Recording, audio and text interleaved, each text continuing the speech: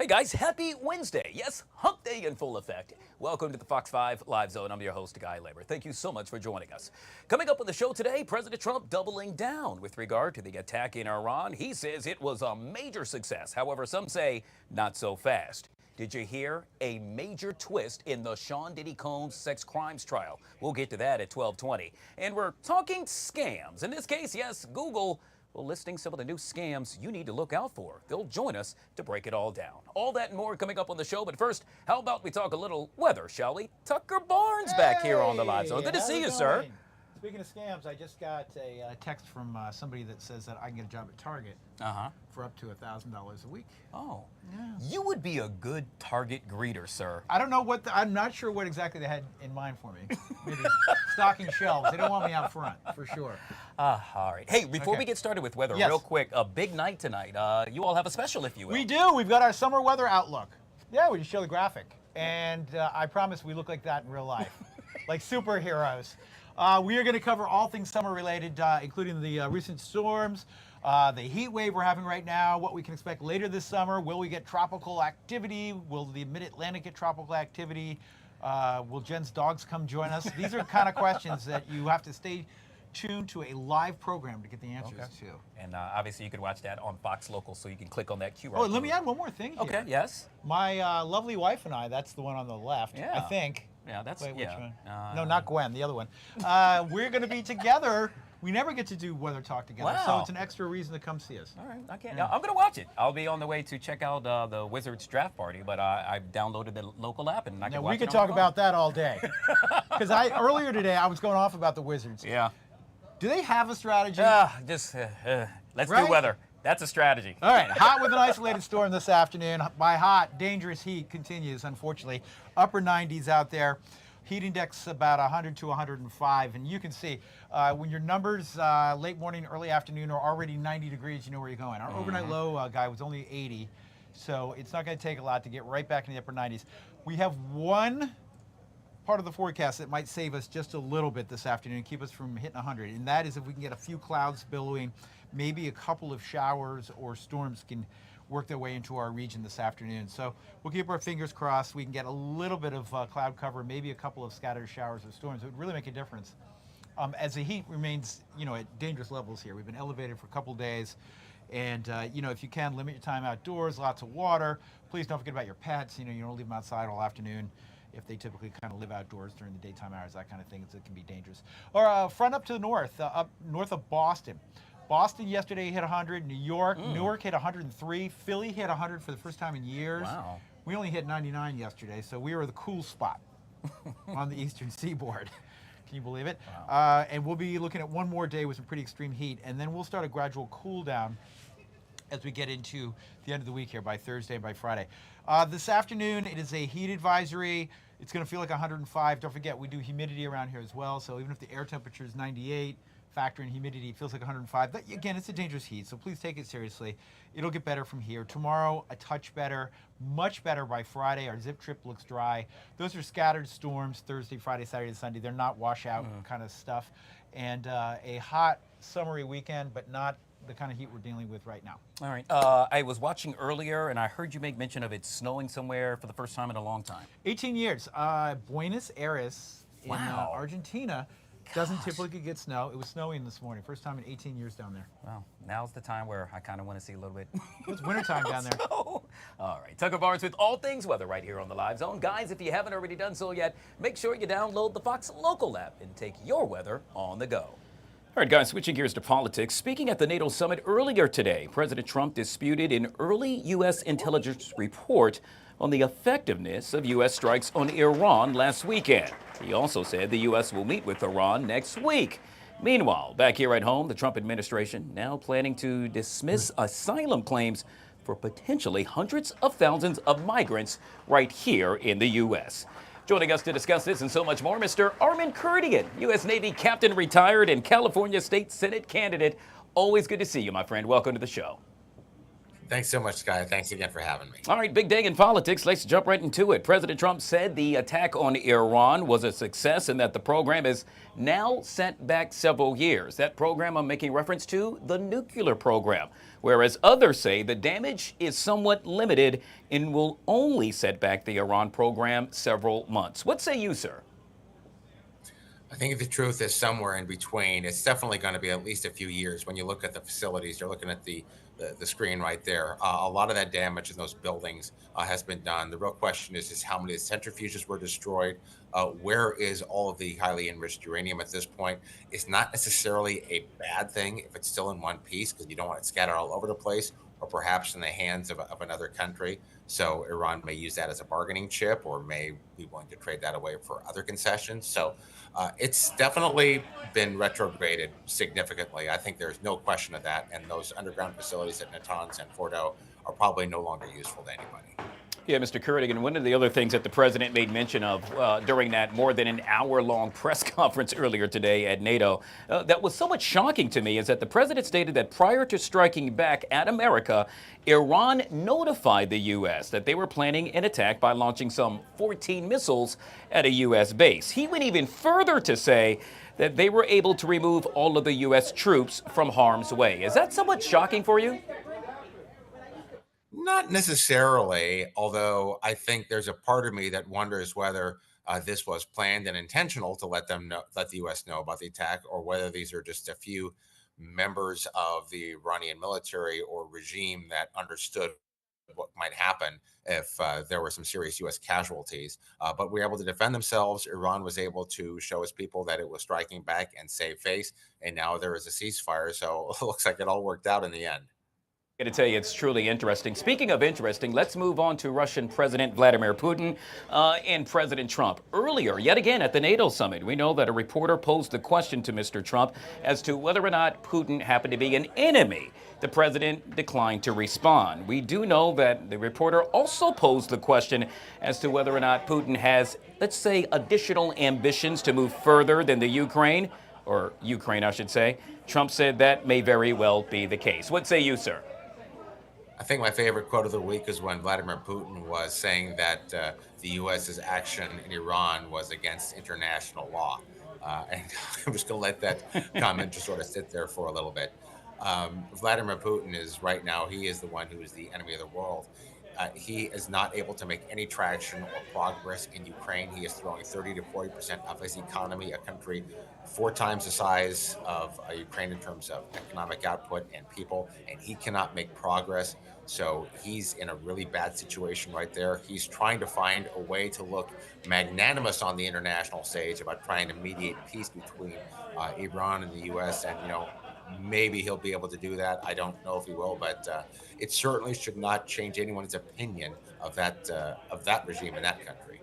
Yeah, speaking of the NATO summit, we know that President Trump stating earlier today that he's now leaving the NATO summit with a different view of the alliance. After a NATO summit tailored to his preferences, the president said, well, he departed, and, well, quite honestly, I was more impressed than what I thought I was going to be.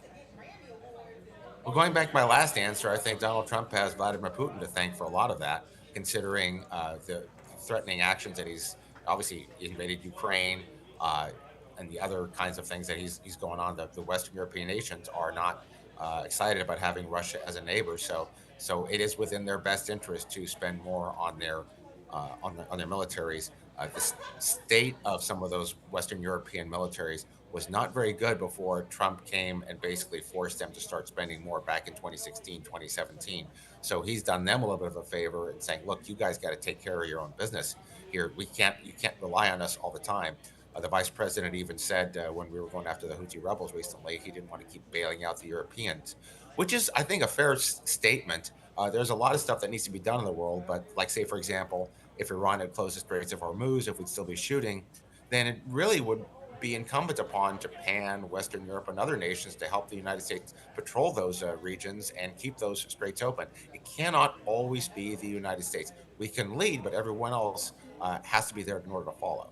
Mr. Armin Kurdigan, yet again, U.S. Navy captain retired and political strategist, joining us right here on the Live Zone. Always good to see you, my friend.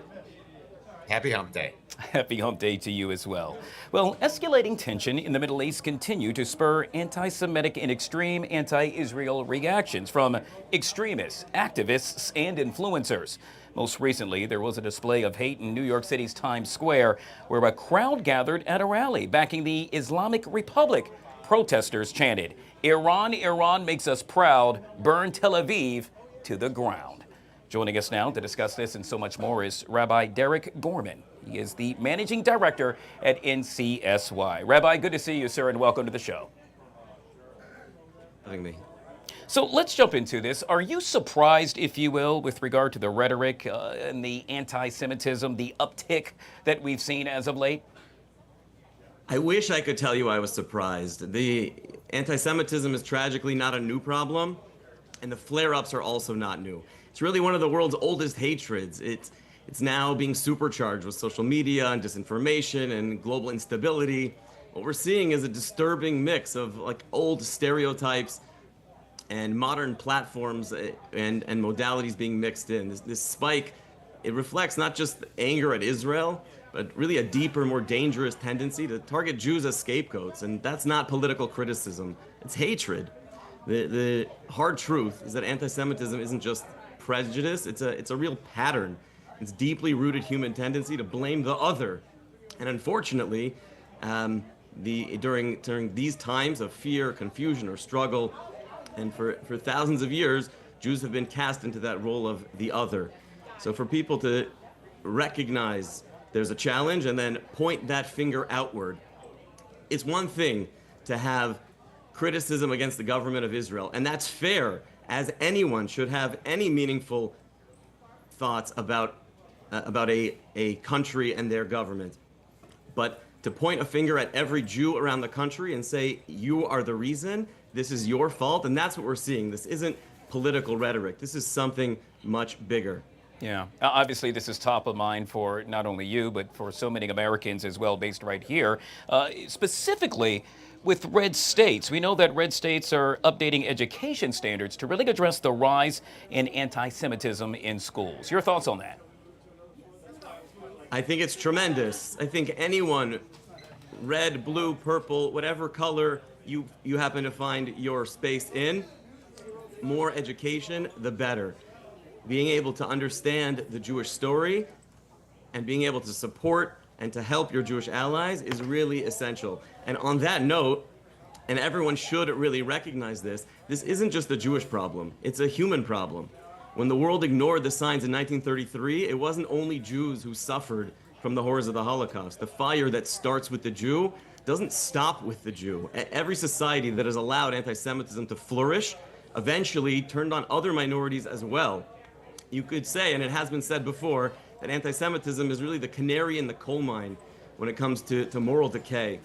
It's where the injustice often begins, but never where it really ends. So I applaud all of those different states and areas and spaces that are upping their educational particulars for their students. It's essential not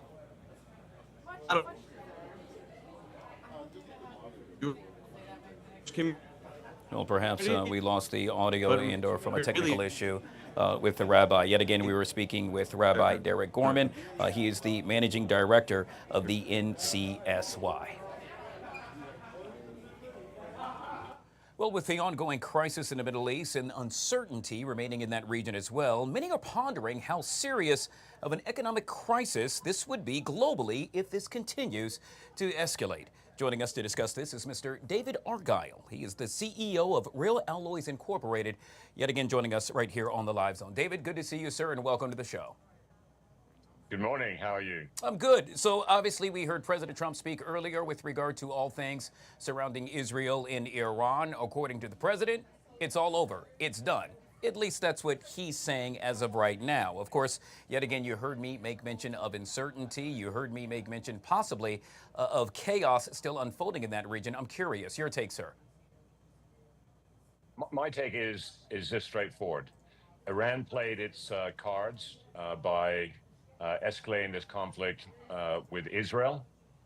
They lost in their ability to deliver any meaningful missiles into Israel and a very pathetic attack on U.S. bases. So therefore, they only have one card left to play, and that would be to shut the Strait of Hormuz. The oil market traders have already made the bet, and they took money off the table when the 12-day war or 12-day conflict was over, as announced by the president. If the Iranians shut the strait, it would actually annoy their very few friends they have left in the world. That would include China, because the biggest recipient of oil out of that strait is China. China is a lifeline and for the regime in Iran. It would also impact Russia, because Russia brings oil out through that strait from the Caspian Sea. So their two allies, one closer than the other, would be suffering the most. So it is unlikely that they will pull the trigger on that decision. It would be illegal against all international treaties. So I don't believe it's going to happen. And the market followed that view after the 12-day war was over. Yeah, well, you just made mention of China and Russia, but should that happen, and if it does happen, then we know globally oil prices will spike unlike ever before. There will definitely be a major impact, but it'll be somewhat temporary.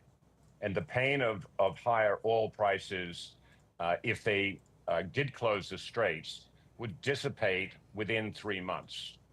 There would be substantial retaliatory actions by its neighbors, because its neighbors would be very much impacted. And if you remember, during the 12-day conflict, what was left untouched? Iran's ability to pump and ship oil. If they close the straits, impacting their neighbors' ability to ship oil, I think the retaliatory will be an offensive strike, destroying for an extended period of time Iran's ability to be in the oil business. And that's a very important and salient fact. Yet again, we are speaking with Mr. David Argyle. He is the CEO of Rail Alloys Incorporated, all things surrounding the Strait of Hormuz. A really trying time for not only America, but for the world with regard to what will happen next. Obviously, you do not have a crystal ball sitting in your hand, sir, but should you, if you, what would you predict is going to happen in the near future? I predict that from the regard of the Iranians, they will claim victory domestically because they control the media. But externally, the world knows that they were acted like a petulant child throwing a tantrum in a supermarket aisle. But the bigger issue is what is going to happen with the trade wars between United States and China. And therefore, every effort that President Trump is doing to re-onshore domestic production of critical materials is more important than a temporary, if Iran ever did take action, a temporary move by Iran to restrict world oil trades. And that's the important part, is how do we onshore critical material supply chains? The United States has plenty of production capabilities in oil. If Iran shut down that strait, that's also would have a positive impact for oil production capabilities in the United States. Similar with regard to the trade war with China, we need to get onshoring all of the critical material supply chains, and that's what my company, Realloys, does. We are bringing back rare earth manufacturing and magnet manufacturing to North America in an integrated, non-Chinese involved supply chain. Yet again, we have been speaking with Mr. David Argyle, CEO of Realloys Incorporated. Sir, truly appreciate your time. Thank you so much for coming on the show. A pleasure. Thank you. All right, guys, we're going to take a quick break. On the flip side of that break, a major, and I mean major, bombshell surrounding the Sean Diddy Combs trial. That's coming up next, right here on the Live Zone. Medical services to community care, which is a 67% increase of $14 billion. This bill pushes veterans into private care, even though veteran polls and studies show that when given the option, veterans prefer to receive their medical care at the VA. In 2024, veteran trust in VA healthcare rose to a record 92%, and we should build on this success, not kick veterans to an already crowded private market. Now, I understand that there is a need for community care, especially for veterans in rural areas and specialty care when necessary and when appointments at the VA are scarce. However, countless studies show that when veterans seek care at private hospitals and clinics, they wait longer to see providers and they get worse care. They know VA medical professionals choose this work due to their mission to care for our veterans, and that's something the private sector simply cannot replicate.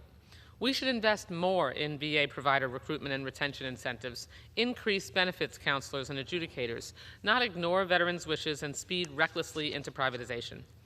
On the military construction side, this bill underfunds military construction by $904 million compared to the President's budget request, and fails to fund some specific needs like installation resilience and NATO infrastructure commitments. As Russia continues to wage an illegal war in Ukraine and threaten Europe, we should be sending a clear sign that we stand with our NATO allies, allies who stood by us for decades.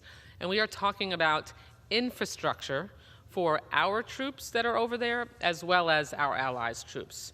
We all know that global warming temperatures are having a devastating impact on our military installations, including sea level rise, recurrent flooding, hurricanes, and extreme weather, as well as extreme heat and drought. Yet this bill includes zero dedicated funding to mitigate this extreme weather damage to our installations and force readiness. All right, guys, back here on the Fox 5 Live Zone. Now the latest on the Sean Diddy Combs sex crimes trial. A major, and let me say that again, major bombshell in the case today after an about-face by the prosecution. Earlier today, we learned that prosecutors informed the judge they will no longer pursue theories that the hip-hop mogul was involved in attempted arson and attempted kidnapping. This as both sides have now decided to rest their case. Joining us to discuss this and so much more is Mackenzie Joy Brennan, trial attorney, back here on the Live Zone. Good to see you, Mackenzie. Boy, it's always evolving, isn't it? Every time I see you. I got to tell you, my mouth literally dropped this morning when I heard this on the way in. So let's start with the big story of the day, and that is what I heard on the way in and what you heard me just say. I'll say it again. The prosecution no longer pursuing the theory that Diddy was involved in attempted arson and attempted kidnapping. Why in the heck did they decide to do this?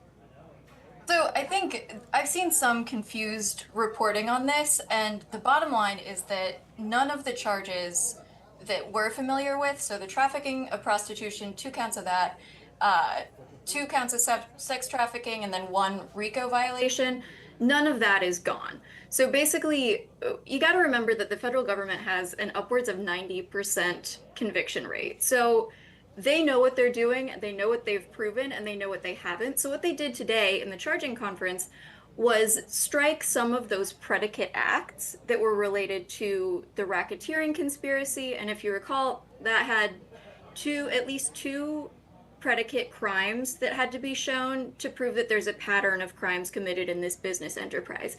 So we saw a lot of evidence of different potential crimes. There was the forced labor with both Mia and Jane, narcotics distribution with Brendan Paul, sex trafficking as a predicate crime, bribery, extortion with both the security guard and Cassie's mother.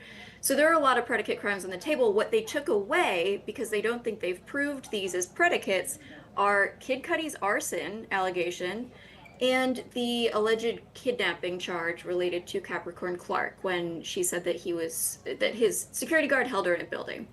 All right, so Mackenzie, yet again, you got to put this in layman's terms for folks like me that are just trying to wrap our heads around all of this. So let's say with all the charges that happen to be on the table, and I'm just making a number up so I could better understand this. Let's say he faced 100 years. With Sure. what they took away, if he's convicted on all counts now, how many years would he face behind bars? So that's kind of the point. It doesn't change the charges that he's facing, so it doesn't change the number that he may serve, and the number is massive. So he easily could spend the rest of his life in prison. This potentially could impact the judge's discretion in sentencing, but the bottom line is if they prove these crimes, they still prove it even without these stricken charges. So he's looking at, easily 80 years. Wow. And potentially the rest of his life. Yeah, that's why I'm so glad we have you on, Mackenzie. You really clear all of this up for us. Speaking of clearing it all up, a lot of folks saying, hey, if someone said I did something and I know I didn't do it, I would easily stand on the top of a mountain and yell, I didn't do it. In this case, take the stand. Diddy opted not to do that. Why? Well, I don't know that it was his decision. In fact, when he stood up to say that he would not be testifying, he said, "It is my choice, well, me and my lawyers." And he seemed to have a lot to say, frankly. When he stood up, he thanked the judge for doing such a good job. That to me is a questionable tactic because it struck me as a little bit condescending, but obviously sucking up a little bit as well. He seemed to want to talk, but imagine that cross-examination and what doors it would open into his character and drug addiction and other things that maybe aren't crimes that have come out, but just bad character. It would have been more of a mess than it would have been an assist to the defense. So, you know, they didn't call any witnesses. Anything was a negative for them, so they kind of stayed very quiet. All right, so correct me if I'm wrong, but to my count, in all, 34 witnesses took the stand for the prosecution. Is that normal for a case like this? Would we normally see less, the same amount, and or more? Well, I think to compare it to other cases is tough because this is such a massive scale and the charges themselves. I mean, look at how many years he's facing. Two of the charges, it could be 20 years. For the sex trafficking, it's 15 years each. For RICO, it's 30 to life. So for anything of this scale, you're going to see the government lay out their case very clearly. And the federal government is the best at doing that because they cross their T's and dot their I's. So yes, it's very long. And we're looking at closing statements of 4 hours each. That's Wow. above normal, but it's an abnormal case, right? Yeah. All right, so we'll end with this, and that is we know that attorneys are meeting with the judge today to discuss jury instructions. You got little old me here again. I don't know how this all works. What exactly unfolds with the jury instructions? So there's even, a framing and a positive and negative to each side of how the jury is instructed on these charges. So, for example, the sex trafficking charge is really hotly debated because there's all this question about what words we can give the jury about consent and about coercion. So the prosecution has submitted their proposed instructions, and it explains to the jury that, it doesn't have to be physical force. It can be threats, it can be psychological coercion, it can be reputational harm that somebody faces. And then, of course, the defense will submit their proposed instructions that probably frame it a little bit more as if you think that somebody consented, or if you've seen videos where somebody is consenting, you may take that into consideration, kind of suggesting that maybe more force is required. So those are the kind of perspectives going into how instructions are written, and we'll see what the judge ends up landing on. And obviously, once that happens, it then falls in the hands of the jury. I think, 8 men, 4 women, is that correct? That's correct. All right, and so typically if the jury comes back very quickly, that means what? If they take some time, that means what?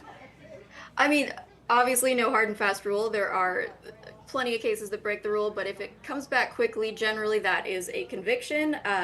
The longer it goes, the more you think that they're debating, that somebody's a holdout, and at the very least a mistrial, potentially a not guilty. All right, well, as they say, it is showtime. And yet again, Diddy's life now in the hands of a jury. This has been so interesting to see how all of this has unfolded, and you've done such an amazing job helping us better understand it. Yet again, we've been speaking with Mackenzie Joy Brennan, trial attorney, joining us right here on the Live Zone. We'll chat soon, Mackenzie. Thank you so much for having me. You got it. All right, guys, we'll take a quick break. On the flip side of that break, we're celebrating Caribbean American Heritage Month. The D.C. Library doing some amazing things. You'll find out about that next, right here on the Live Zone. Department of Veterans Affairs, with a policy rider that limits abortion access and prohibits abortion counseling. The women who volunteer to serve and defend our nation, to protect Americans' sacred rights and our freedoms, should not come home to find that their medical care and family planning decisions being made by anyone other than themselves, their families, and their doctors. These riders do nothing but put us on a path of partisan division. It will make it more difficult to come to an agreement on full-year bills that can actually become law. Ending fiscal year 2025 with an unprecedented full-year continuing resolution was a missed opportunity to invest in our veterans and in our service members. We should be working towards a bipartisan bill that can actually pass this year. And finally, the bill undercuts our commitments to our military partners. The Trump administration has already done a masterful job at alienating America on the world stage, turning our back on our closest allies. This bill goes even further. It underfunds NATO, the infrastructure, by almost $200 million. It undermines the infrastructure projects of our own troops in Europe that they're relying on.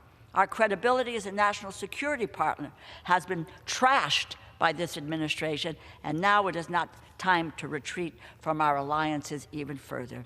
The majority may suggest that they are supporting veterans' needs with this bill alone, but we all know that it does not contain all the programs the most vulnerable veterans depend on.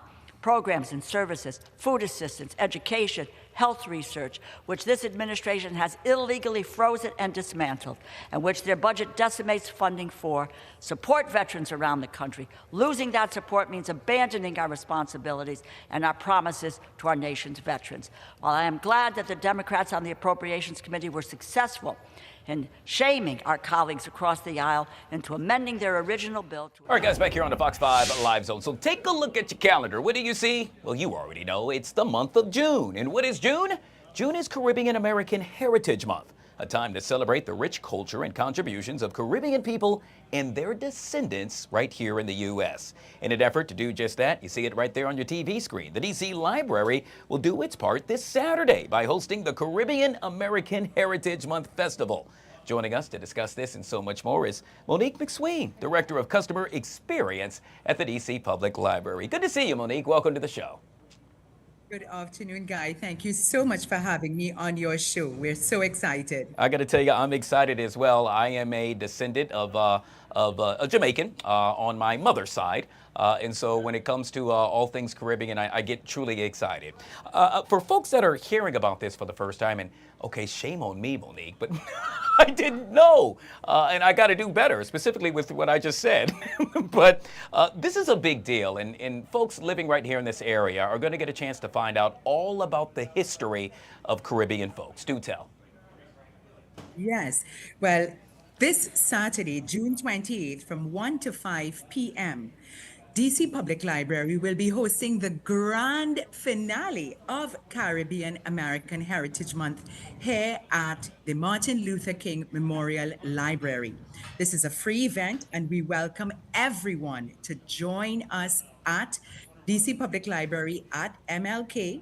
We have a wonderful lineup, a spectacular cultural showcase of the best of Caribbean entertainment, including top soca band Image Band, Proverbs Reggae Band, we have carnival costume dancers, and we have the only acoustic instrument invented in the 20th century, the steel pan, with a phenomenal performance by Cafe Steel Orchestra. Yeah, gosh, I just could envision what it's going to look like, as you just made mention of what's going to unfold right before our eyes.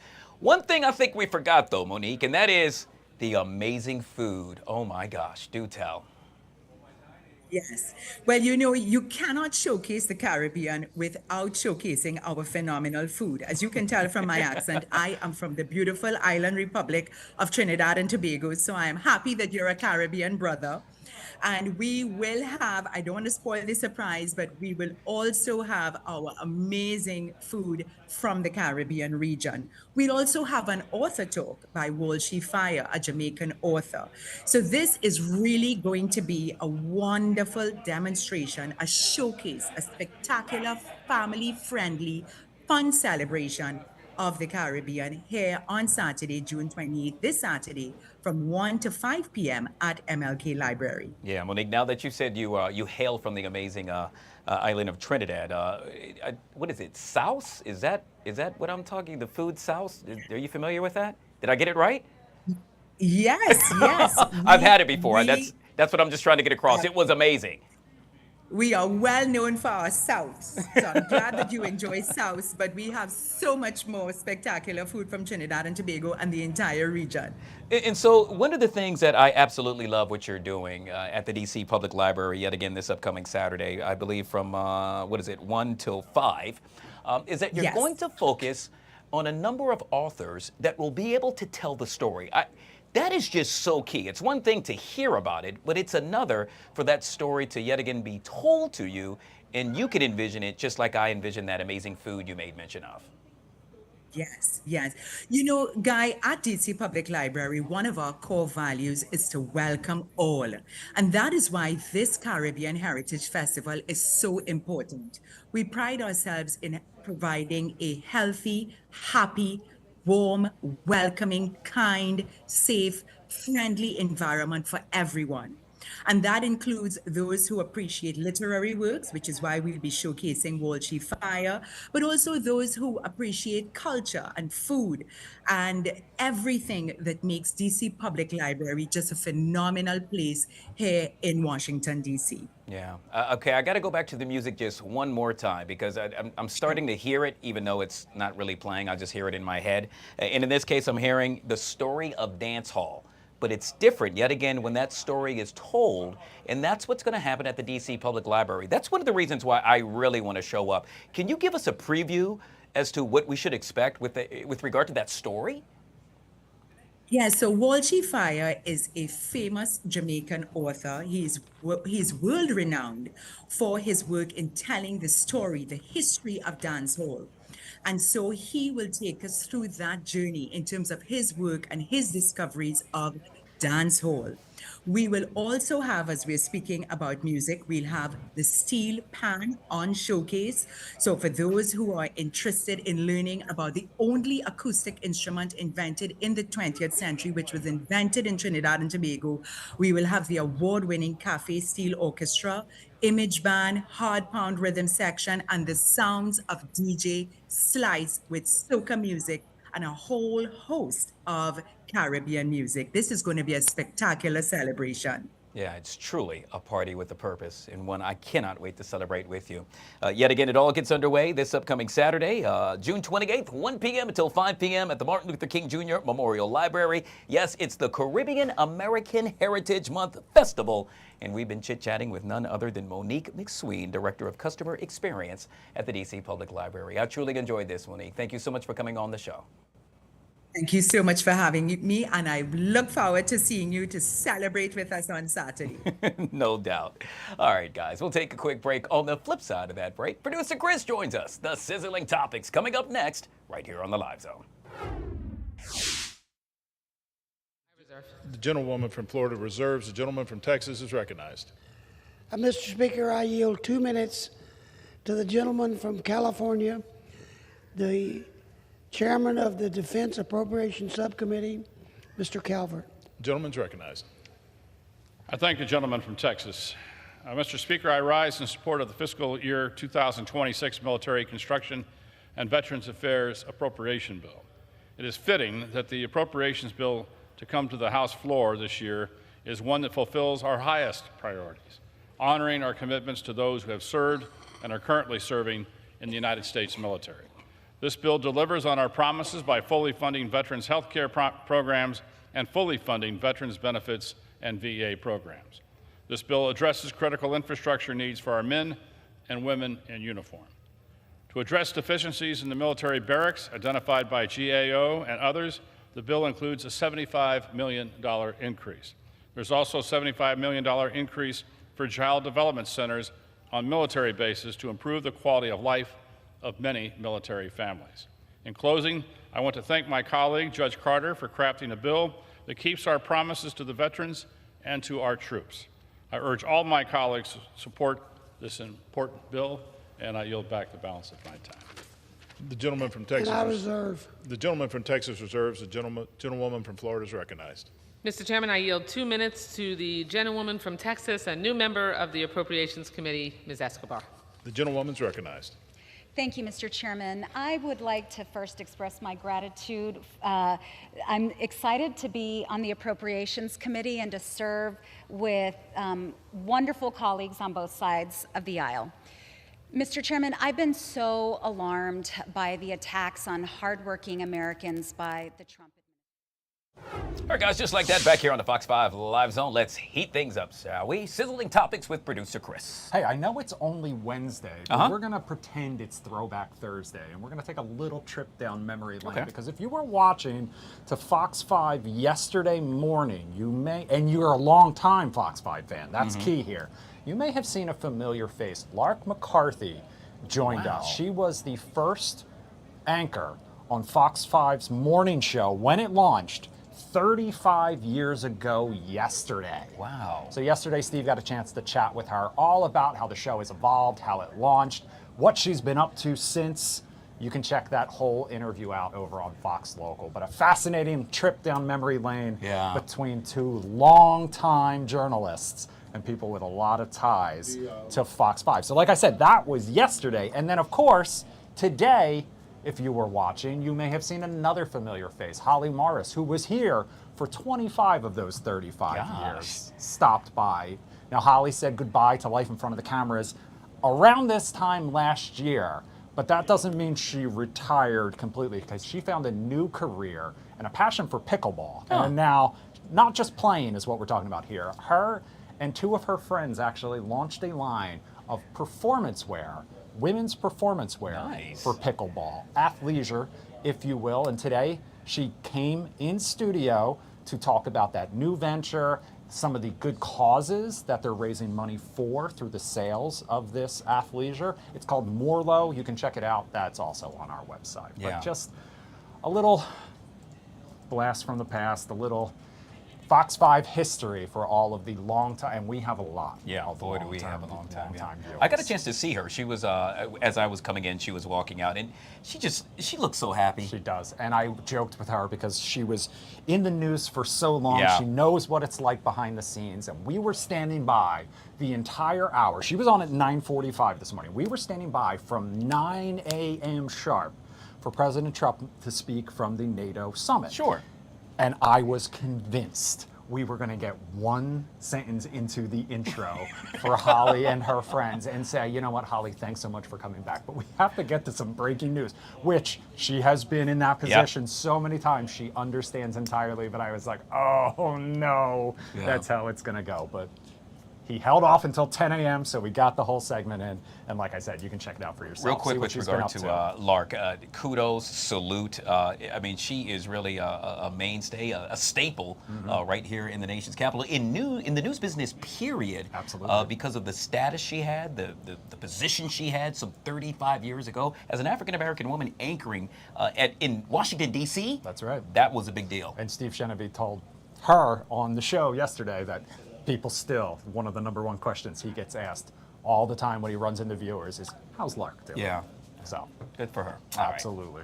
Hey, so when you go out to eat, let's say at a restaurant, are there certain things you do and don't do? Yeah, Resy, which you know is how you can make your online reservations for your favorite restaurants, recently put together a list of some do's and don'ts for your next night out with your friends. These are some of what they say are the unspoken rules, kind of some of the icks, kind of just a snapshot, if you will, of the state of the restaurant industry and people going out to eat. And this is slightly fascinating. Now, as you know, being fashionably late, that has always been kind of a thing, but that is not okay anymore, according to Resy and the Gen Z diners that they polled. In fact, 40% of Gen Z said absolutely not. And the friend who always shows up late is going to shortly find out that they are no longer welcome at the table. In fact, Gen Z says they lie to their friends, the chronically late ones, about what time the reservation is actually for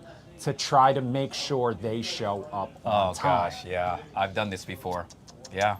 Let's say the reservation is 1 o'clock. I'll say, hey, meet me there at 12:30. But it depends on my friend. I know how late he or she will typically be. Exactly. And that is key. All right, next up, leaving your phone on the table. Another 40% of Gen Zers say not okay, which shocked me a little bit because I thought they might be the ones reaching for their phone to document the food as it's delivered, which I know it's not just Gen Z. So many millennials are guilty of it as well. However, they say not okay to have the phone on the table. I leave mine on the table, but I put it face down. That usually to means show you've got respect. something to hide. Well, no, I do it. You got it. You have to have it close so you can check it, but you don't want anyone else seeing what's. Well, that's why. Oh, I'm sorry. That's why I have my watch. So I'll just. It's easy. See, this guy knows. He knows all the secrets. All right. Next up, paying for the birthday the person whose birthday you're celebrating. Yeah.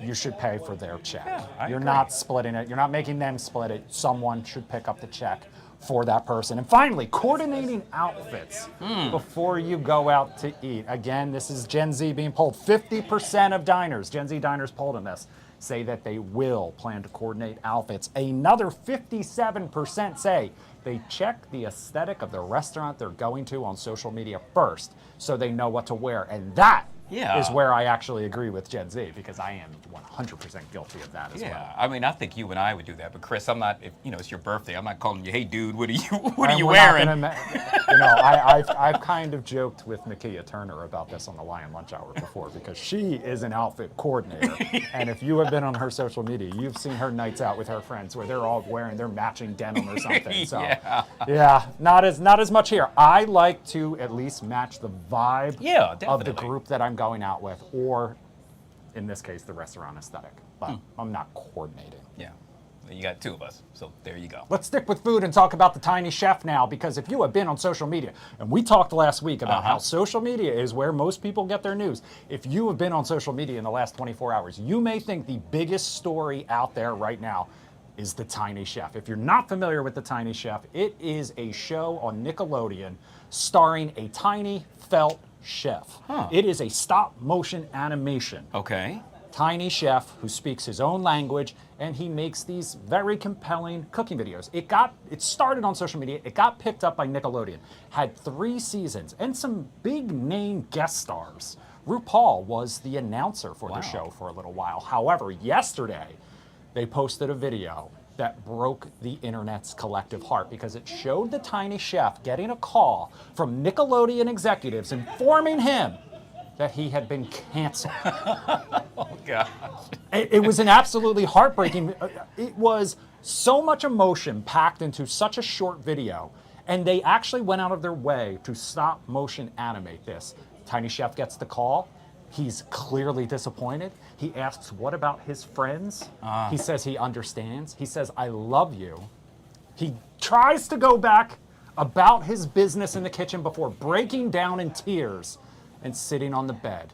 Now, this absolutely galvanized social media, and the reactions have been hilarious. You see one right here, retweeting this classic clip from Family Guy, me on my way to Nickelodeon headquarters after watching this video, shotgun in hand.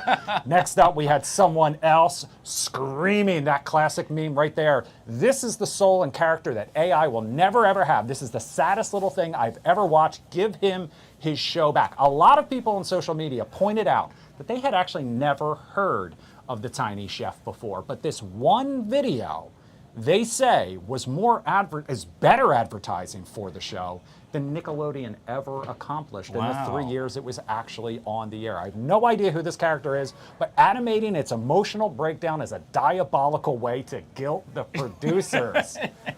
Tens of millions of people have seen that video, and now the creators of the Tiny Chef are hoping fans can rally and get the show picked up somewhere else or continue online only. So we'll have to wait and see how this all works out. But based on the reaction people have had to this tiny chef, this tiny little felt chef, and I have to admit, these videos have popped up on my social media before, and they are just so enjoyable. Wow. It's meant for little kids, but it's so enjoyable. It's going to get picked up. I think it has a bright future despite this setback. As a matter of fact, give me a call. That's right. You can hop on the live zone anytime, my man. Check it out for yourself, though. We'll update you as this story develops and what happens next. Stuff. All right, that was fun. We ride with all things sizzling right here on the live zone. We'll take a quick break and be right back, guys. Legislation. We live in a dangerous world now. We had an administration before that wanted to make things about social justice in our military. Military is about defending the rights and freedom of this country, and I am proud that this administration and this Congress is going to support the military in keeping us safe and free. Thank you, Mr. Speaker. I'll yield back. I reserve. The gentleman from Texas reserves. The gentlewoman from Florida is recognized. Mr. Chairman, I yield 1 minute to the gentleman from Florida, my colleague and friend, Mr. Frost. Gentleman's recognized. Thank you, Mr. Speaker. You know, the theme for congressional Republicans this Congress is putting corporations over people. And that's exactly what they're doing in this bill. Instead of focusing on supporting our veterans, they've added one of the most reckless giveaways to the gun lobby that we've ever seen. Gutting the National Instant Criminal Background Check System, the very system that keeps guns out of the hands of abusers, felons, and people who might be a danger to themselves and others. Republicans want to ensure that even if the VA determines that a veteran has a mental health condition to the point where they can't cash their own check, the check has to be given to a family member because they're going through a crisis. Congressional Republicans want that person to be able to go to a gun store and buy a weapon. Most veteran suicides involve firearms. This will deeply worsen the veteran suicide crisis. This does not protect veterans' rights. This protects the gun lobby profits over the lives of our veterans. If you vote for this, you are voting for veterans to die. Don't let them tell you this bill is about liberty and freedom, because there's no... I yield the gentleman an additional 30 seconds. Gentleman's recognized. Don't let anyone tell you this bill is about liberty and freedom, because there is no liberty in a coffin and there is no freedom in a funeral. Veterans will die if this passes, and anyone who votes for it should be ashamed of themselves. I yield back. The gentlewoman reserves. The gentleman from Texas is recognized. I reserve. The gentleman reserves. The gentlewoman from Florida is recognized. Mr. Chairman, I have no additional speakers in general debate, so I'm prepared to close. Mr. Chairman, I want to further add some information, because the Veterans Crisis Line was referenced by the gentleman from Missouri. I want to make it very clear that the Secretary of the VA actually did a YouTube video specifically denying firing anyone from the Veterans Crisis Line, when in reality he fired 24 people who worked on the Veterans Crisis Line. All right, guys, back here on the Fox 5 Live Zone. Joined now with Annie Mae with our Wednesday Talkers. Oh, I didn't forget about it today. I know. You were like, what day is it? Yesterday we were doing Talkers. The guy was like, whoa, what is it, Tuesday? I practiced before you came today. I was like, wow, Wednesday. I'm so proud of you. And I'm not going to ask you to do a certain thing. In that case, let's get right to it. Okay. Because it's hump day. There we go. Hey, do you believe chivalry is dead? With some people, yes. I agree. With most people, yes. Well, according to a newly released study, not really, it's just a number of people taking to Reddit, they're saying, you know what, chivalry is somewhat dead. In general, men claimed chivalry still exists, and most women admitted they didn't see enough of it anymore. So the question is, what does chivalry look like in 2025, Annie Mae? Oh, I think it kind of is dead. And I don't think, and my boyfriend's great. My boyfriend has manners, basic manners. I think it's really the way people grew up, right? When it comes to people growing up and in a household that really kind of puts manners, etiquette first, I think those people end up holding doors. Those people end up paying for dinner. Those people end up doing all the things that you should do kind of as a man traditionally. I think with the kind of change in the landscape of the roles of men and women in society, and I know that's such, like, those are so big words for me, right? But I think with the change in that comes kind of the shift in it, and women kind of taking on more, I guess, like powerful roles is what you would say. So I don't think it ever should be dead, but I do think there are a lot of people these days that just like don't do the basic things that they should. I agree. I cannot tell you how many my male friends that I know that, you know, immediately on date one are opening up the door. It doesn't mean, in essence, to me, that chivalry is dead. It just means perhaps they're not really comfortable with maybe, or to your point, they didn't have the manners to open up the door. Now, I will say, I don't know, Annie Mae, that year 5 in the relationship, that I'm still opening up the door. Yeah, Guy, I don't like that, because you need to treat your girlfriend the way that you treated her on day 1 all throughout the rest of your life, even when she's your wife, even when she's, you know, so much further down the line, 20 years of marriage, you still need to treat her the same way as you did day 1, because you're still, if you're always dating, you'll have a happy. Gosh, I guess I got to do better. I know, you've been scolded by me now. Right, maybe that's why I'm still single. Shame on me. Shame. Hey, we all do it, and there's no shame about it. In this case, speaking of shame, it's yes, we use the restroom. In this case, well, for you, going number 1 and number 2. For me, it's going number 2. Yes, I'm talking about sitting on the toilet, but most people have their phones while doing so. Oh, yeah. The question is, what are Americans doing while sitting on the toilet with their cell phone? 66% said they're scrolling on social media. 40% say they're watching videos or sending emails. Here's what's interesting, Annie Mae. 2% said, hey, I'm either on a call or a video call while sitting that's on the toilet. I mean, I guess you could be with like if I was with my mom, like whatever, it wouldn't matter. But I wouldn't, if I was already on it, if I was already on the call, and then I like went to the bathroom, I feel like it's more normal than answering it on the toilet. That's weird, because then you're just like, you don't know what the situation is. You don't know if they're in public trying to show you something or if they're at home. But I mean, I kind of do this, but there are some people that do it excessively, and I feel like it's men. Men sit there for like 45 minutes. That's right. And they just go, I'll sit there for like 2 minutes, and then I'm like, okay, check, done. Like, I don't think it needs to be this whole thing. Like, That's our time for peace and quiet. right, he agrees. I agree, It's always yeah. men. It's never women. It's like one, done, No, okay. for me, it's like 1, I'm taking another 10 45 minutes. done. That is Make sure I'm so really done. funny. So I would, in all honesty, I have answered the phone, just having, let's say, an audio or a voice call while using the restroom. And then, I'll mute it real quick if I need to do a I flush. do that too. Now, what I am not going to do, I'm not going to take a video call. I mean, and there's no way for me to really disguise that or hide that. I mean, just like hold it like this. Yeah, my towels are behind me. The towels are behind you. Everybody knows. Oh my God, that's funny. So let us know what you do. Hashtag Fox5 Live Zone. Do you actually video call while sitting on the toilet? While you going? All right. So next month, what is this? June, July. My nephew is getting married. I am so excited. Well, I don't know because he's getting married before me. Yet again, I have issues. This can be its own show, right? Okay. Therapy session for Guy. But it's so interesting because he told me that he invited some folks and they actually declined. And it happens to be his friend that lives in Hawaii. They didn't have enough money in order to fly over. So this next segment is, how do you respectfully and tactfully decline going to a wedding? A lot of folks say just say no.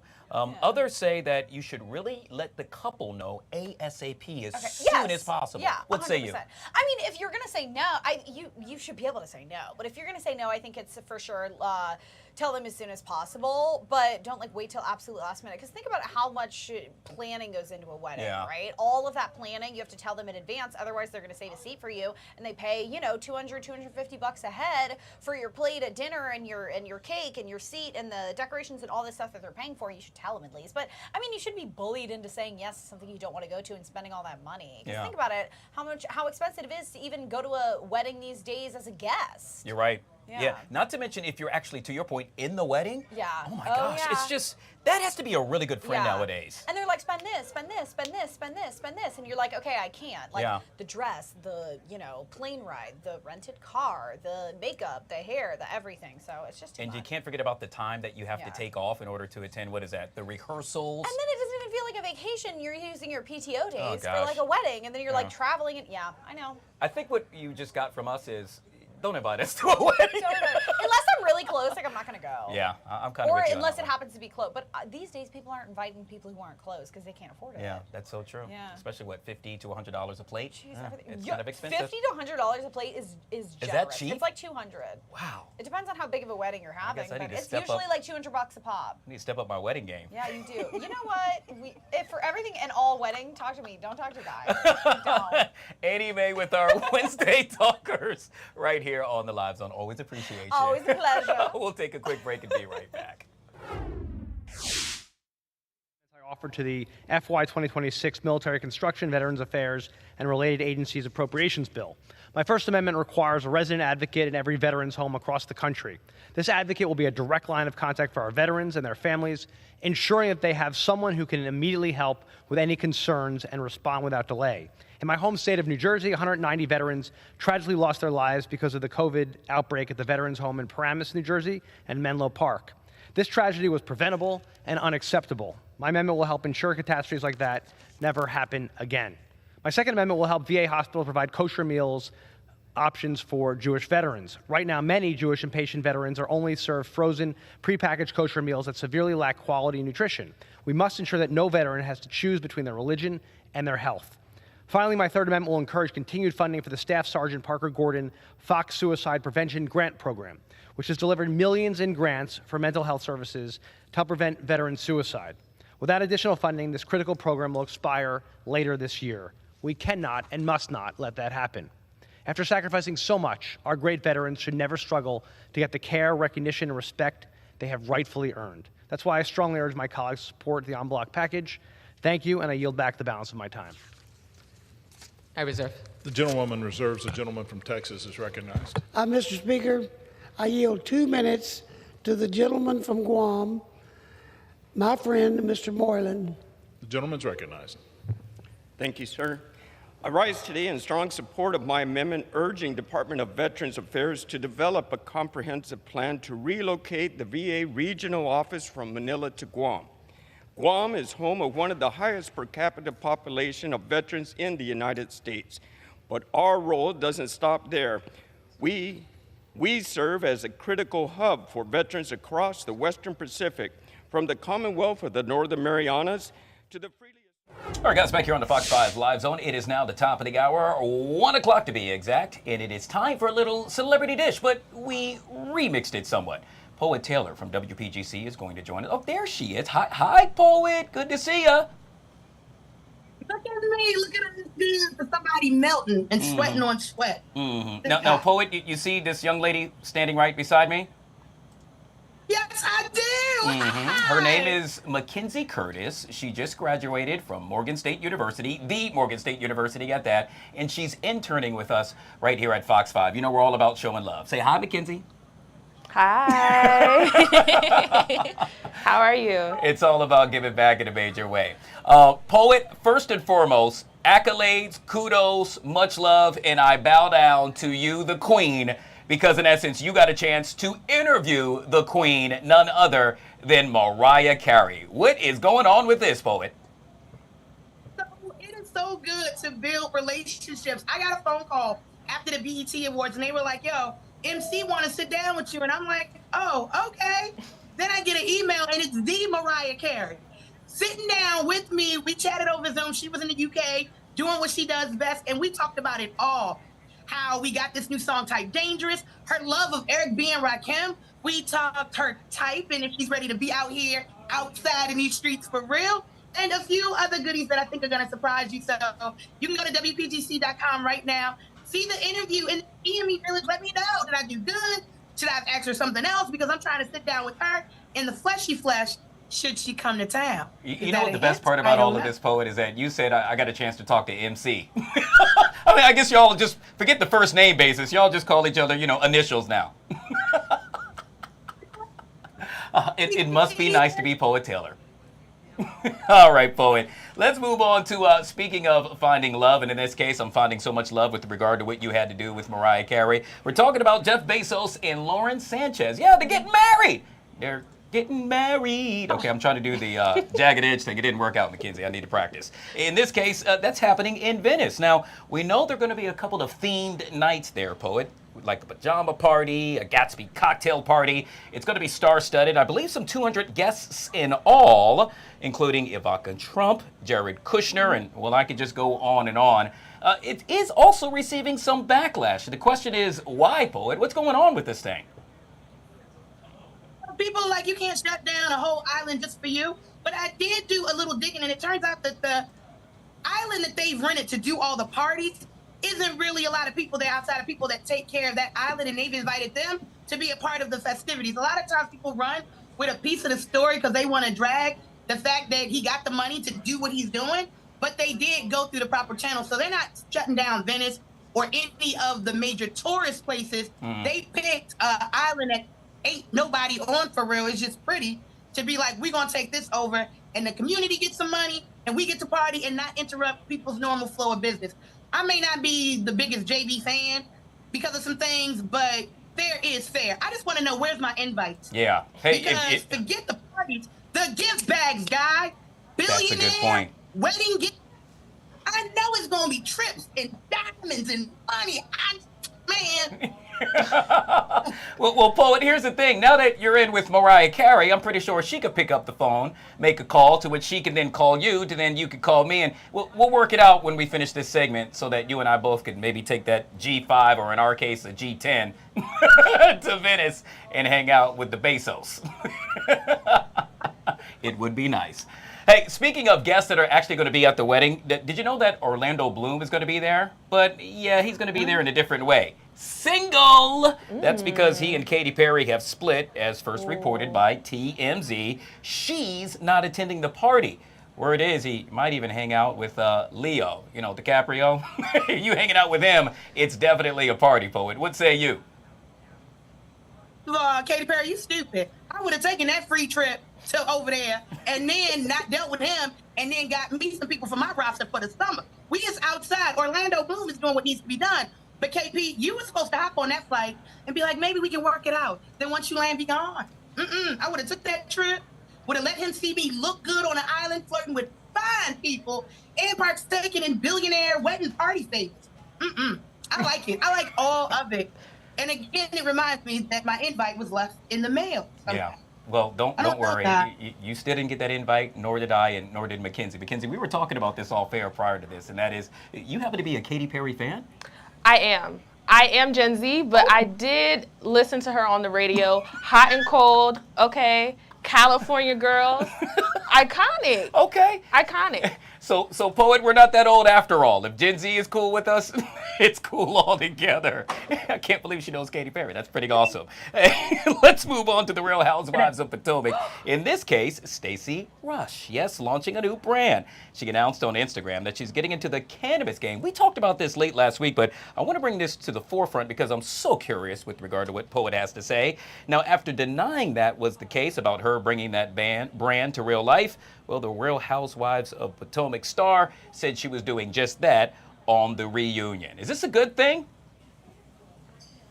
A wonderful thing. I mean, Guy, you do know that I serve as a community engagement coordinator for a Black-owned cannabis brand out of Maryland called Black Market, right? My goal is to make sure that if people are making all this money, they coming back and pouring back into the community that pours into them. I think her challenge was mine, that people would hear that you're working in this space and start thinking all these things, but being able to be somebody who can say, wellness with cannabis is more than just what Snoop Dogg does with it. It's clothing, it's medicine, it's topicals for like things that are ailing you. So I love to see it. I love to see us in the cannabis space. It's a $1 billion business. Maybe if we would have been doing this before, we would be at Bezos' wedding. But no, here we sit, and I think it's a phenomenal thing. And I'm happy that she doesn't have to hide.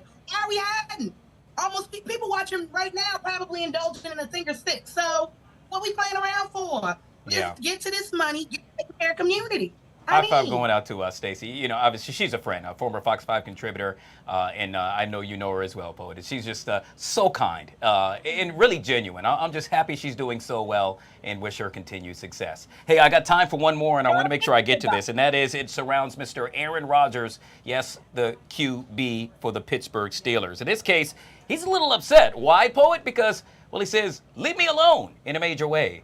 He's talking about his wife. He has still yet to unveil who he is married to. While making an appearance on a show yesterday, he said, quote, the entitlement to information about my personal life is so effing ridiculous and embarrassing. Leave it alone. What say you, Poet? I'd say if you were playing better football, maybe we wouldn't be so concentrated on your wife. And maybe that's why you don't want to show nobody, because we're talking about everything but you. And is this your last year? Do you deserve this $13 million? And everything in between. I love how celebrities do all these things online. And it's okay for us to be in their business when they selling us tickets to games and hair products and cologne. And in the minute we ask because we invested, you turn and you say this to me?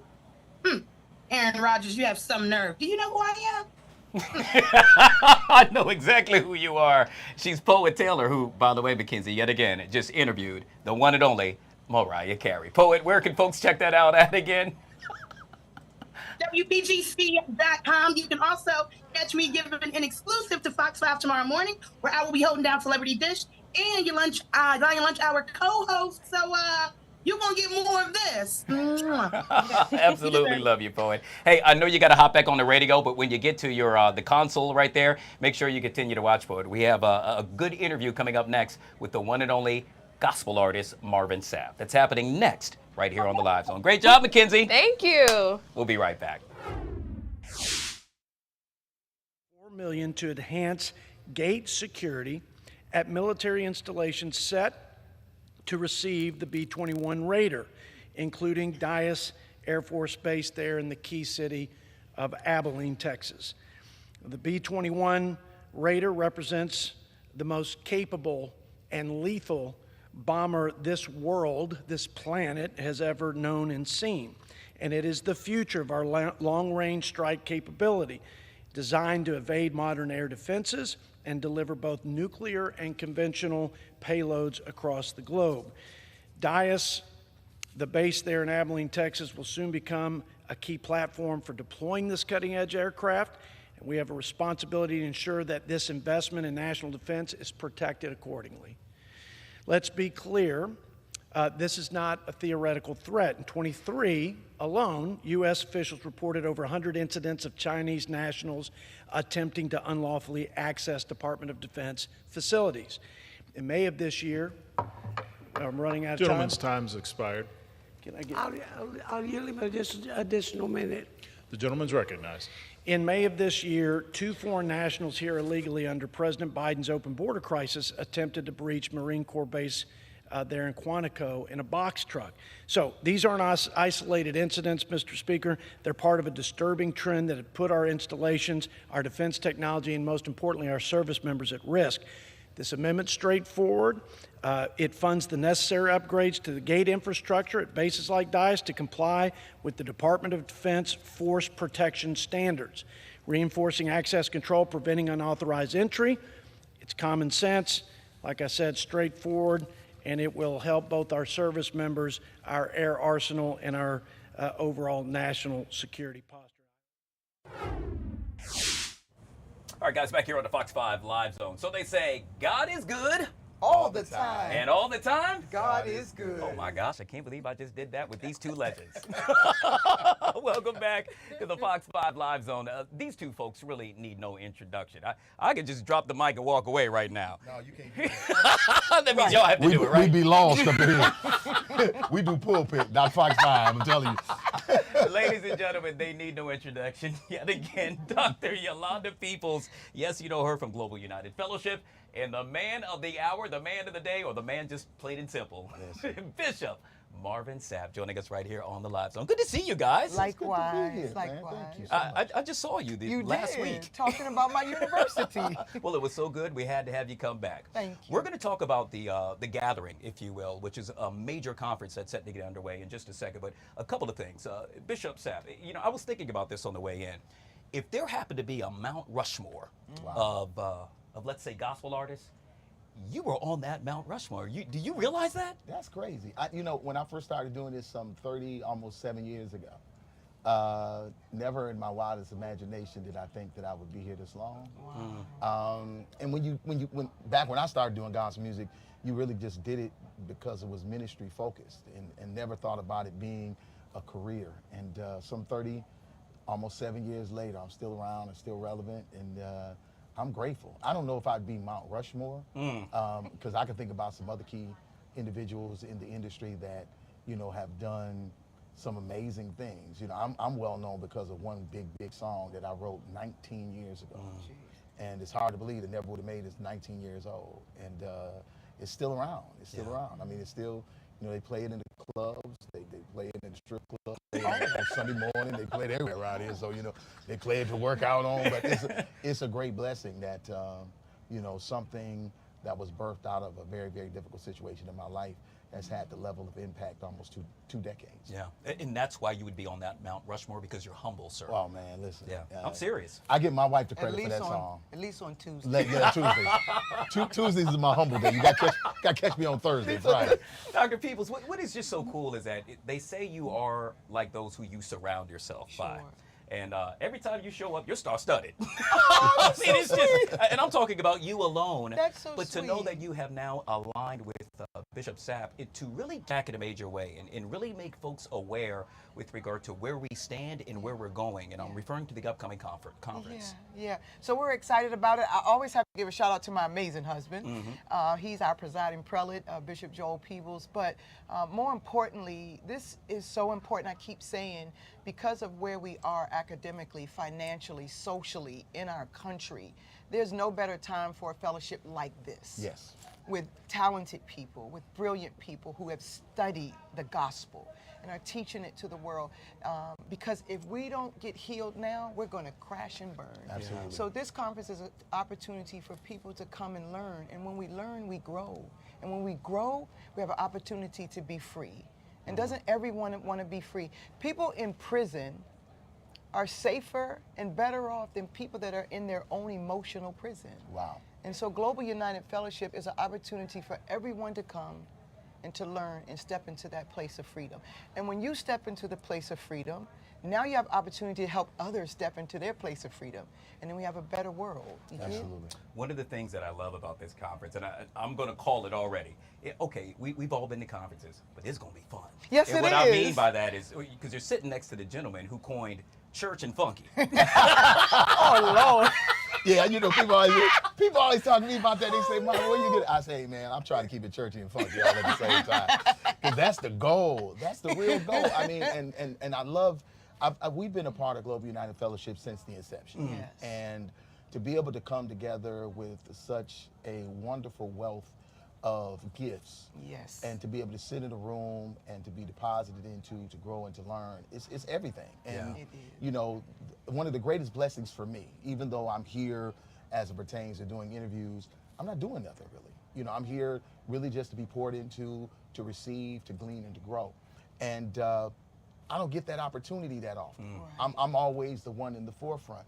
But to be able to come and to sit, to glean, and to grow is a great, great thing. And that's because of our leadership, because of, you know, our presiding prelate, Bishop Joel, and just to the whole leadership team that really gets it. They get the concept and aspect about pouring into, growing, and gleaning. And that's why this is such an impactful and important fellowship of pastors and leaders. So if you're not doing anything, which you probably ain't because it's hot, you definitely want to come and be a part of what we're doing here in the city at the gathering.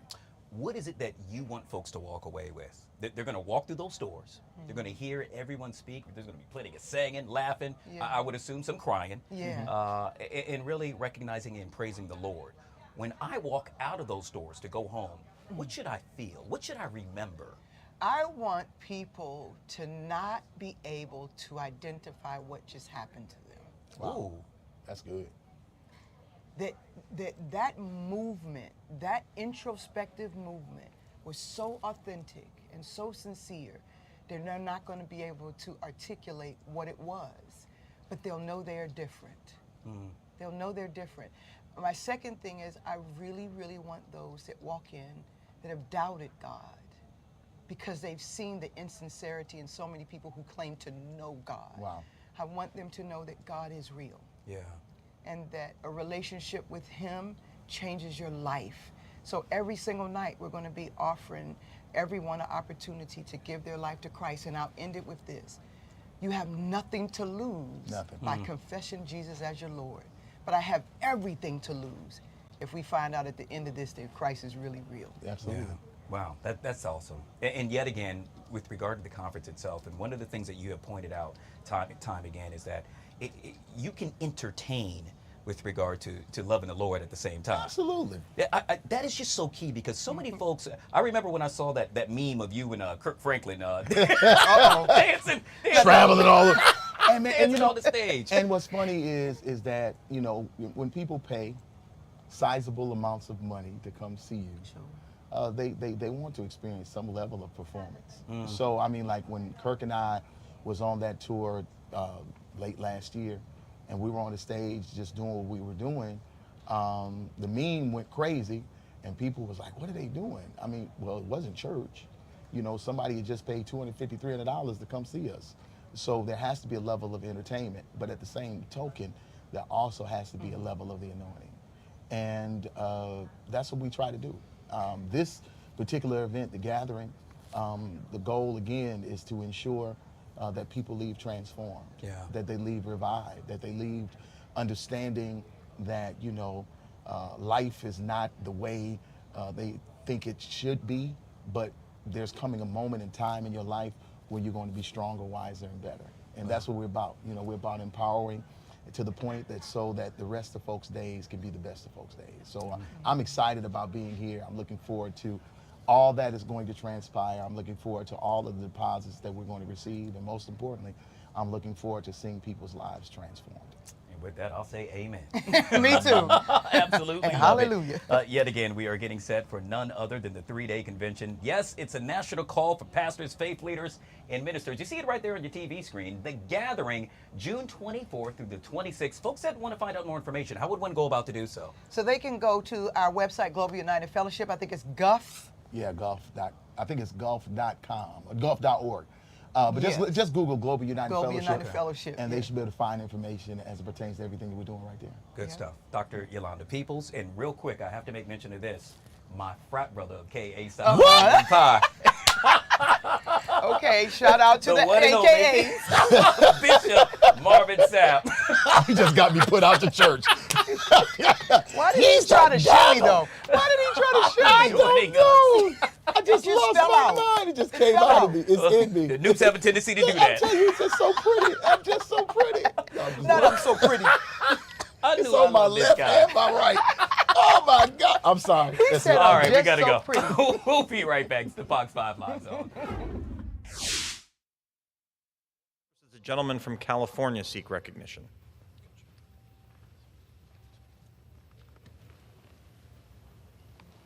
Mr. Speaker, rise to present amendment number 8. Does the gentleman have an amendment at the desk? Yes. The clerk will designate the amendment.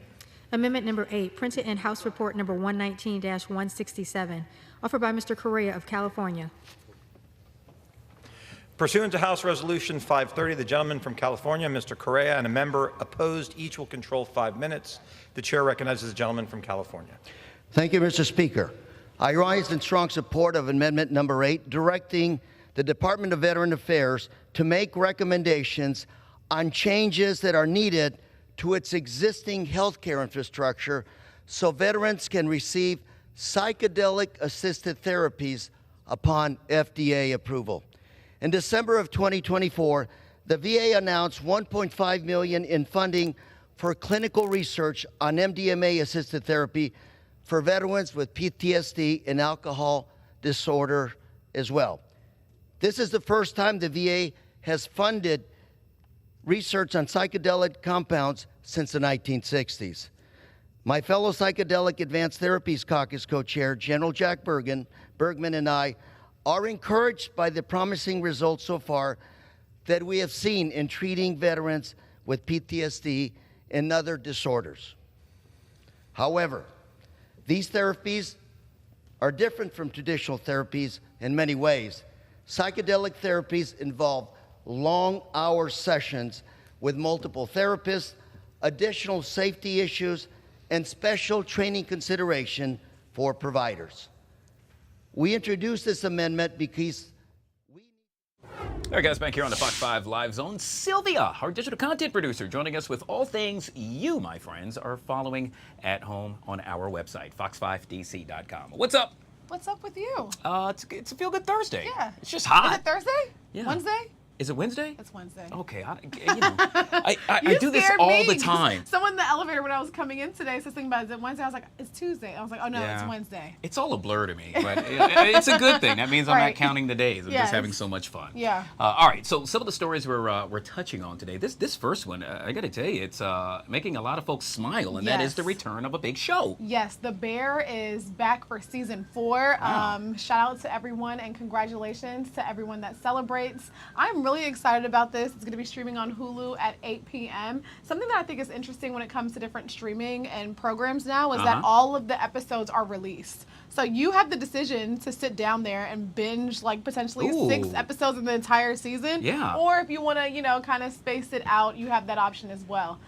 You know, I just feel like The Bear has been going on for so long that I almost kind of forgot what happened last season to some degree. So I probably will have to do a little catch-up episode to see what is going on there. But I'm looking forward to see how the relationships develop, where the chefs go and everything. I'm probably walking around saying, yes, chef. Now moving forward, it's just the lingo that you end up picking up over time. And so, yet again, you just stated that they have released every episode? Yes, at 8 p.m. Wow. All the episodes will be released. Oh, that is the best. That is the best, but also if you're not one to binge in one sitting, now you kind of have to avoid potential spoilers. We know that people are on TikTok talking about it. They're on Instagram. They're on Twitter. It's like, can y'all just stay in your hole and let me finish this first so I don't run into any spoilers?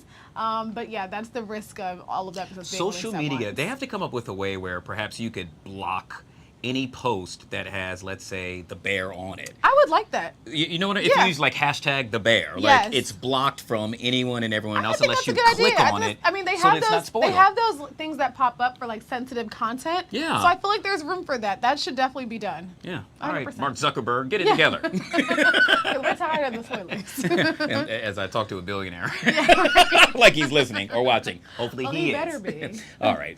So big news with regard to the Washington Wizards. Yes, the NBA draft is kicking off tonight at 8 p.m. and the Wizards actually have the 6th pick. So this should be really good. We know that Jordan Poole was recently traded for CJ McCollum. So Good job, Sylvia. Wow. You know, every time I'm always like, go sports. I like to show up and shock the people of how much I actually do know here. But this should be a really good one. You know, the team is going through a lot of different changes, obviously. So it should be really exciting to see where things go, what ends up happening here. We know there's a Maryland prospect by the name of Derek Quinn.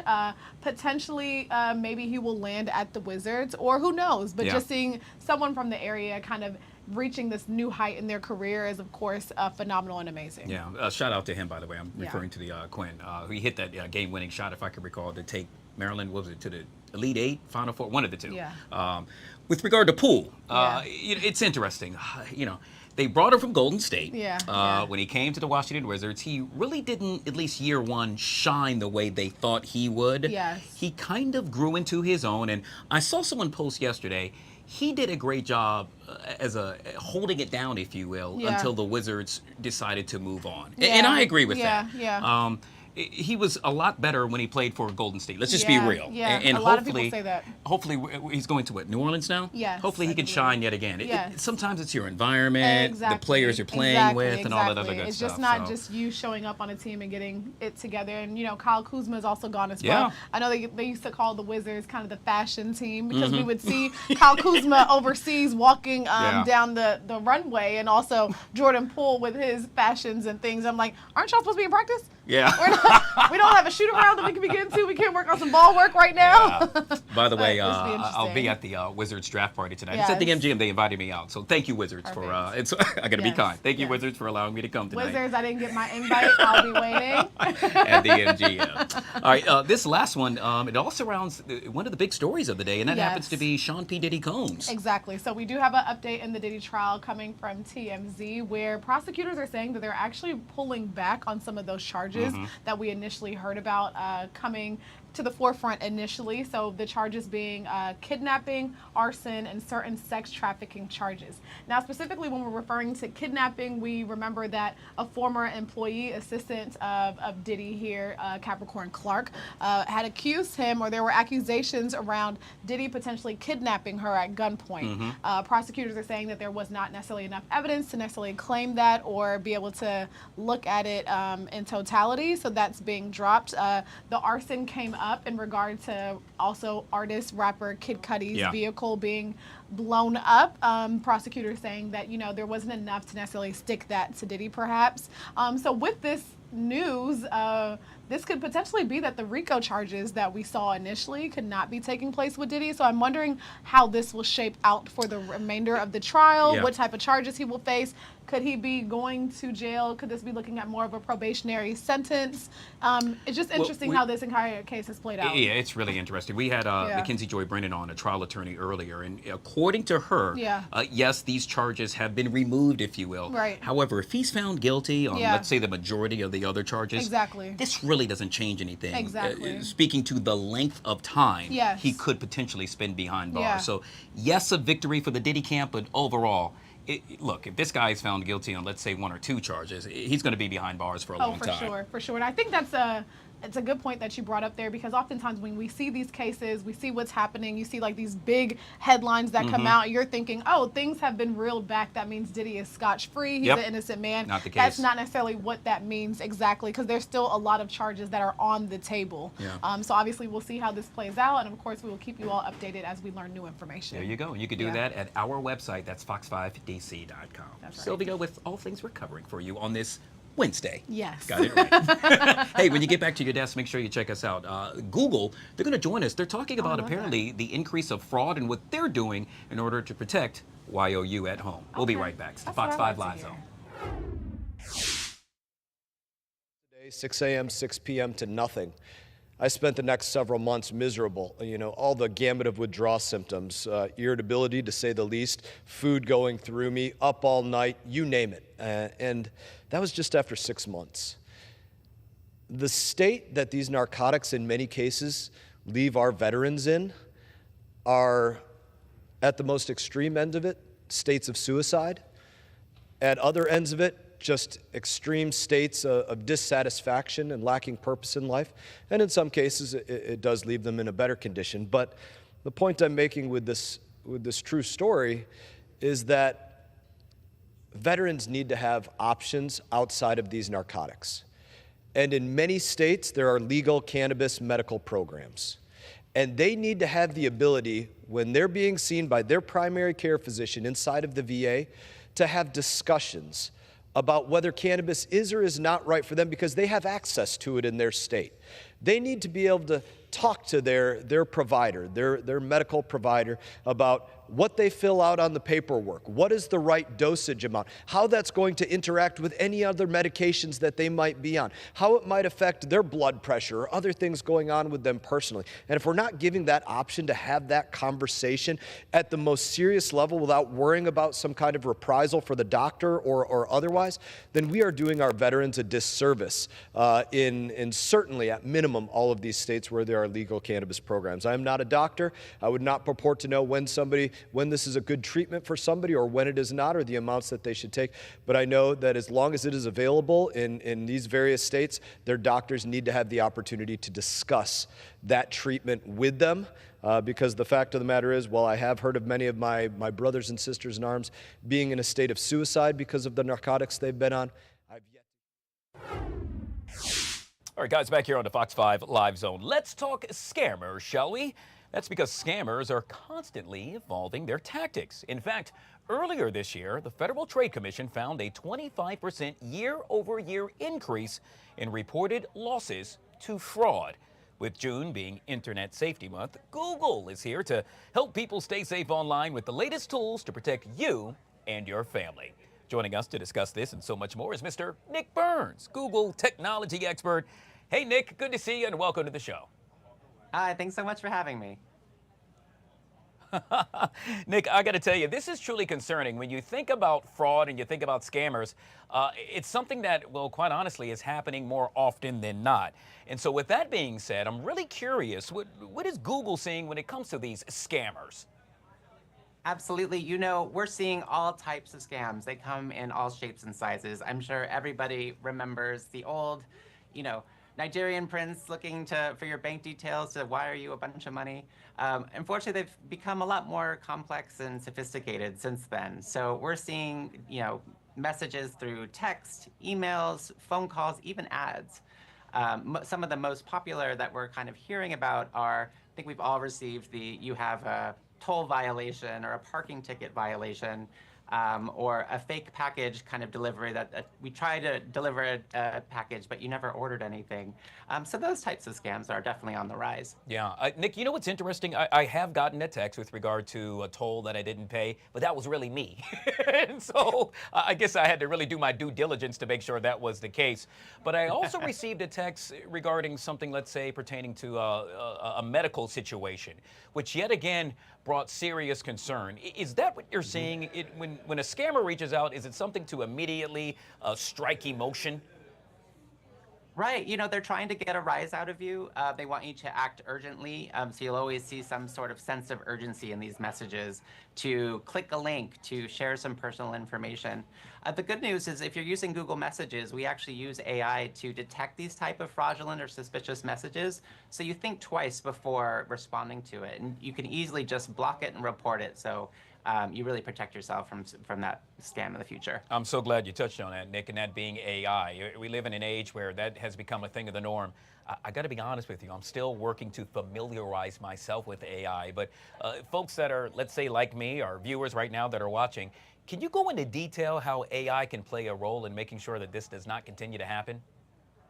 Yeah, absolutely. So, you know, we use AI throughout all of our products. I think most people will be really familiar with Gmail, and we use AI to prevent 99.9% of, you know, malware and phishing and spam from reaching your inbox in the first place. Other great examples, you know, like I said, with the Google Messages, it'll help kind of proactively be like, hey, look out for that text message, so you don't, you know, share any information or respond. Also, in our Chrome browser, we have enhanced protection mode. And what that does is scan websites, you know, proactively to kind of look for any suspicious signs to say, hey, like maybe you don't want to go to this website. And then also with Google Search, when we use AI to scan all of these different websites to look for any of these kind of suspicious signs. And if we find them, we don't even list them on Google Search at all. So you know that you're going to a safe website. Yeah, it's no secret. You guys and gals over there at Google, you do amazing things. At what point did you realize this was an issue, this being scammers and fraud and, well, using it via Google? Yeah, you know, I think ever since the internet was born, I think we've seen people trying to use it for, you know, nefarious ways. But I think that really inspired us to create really helpful tools to help protect people who use our products.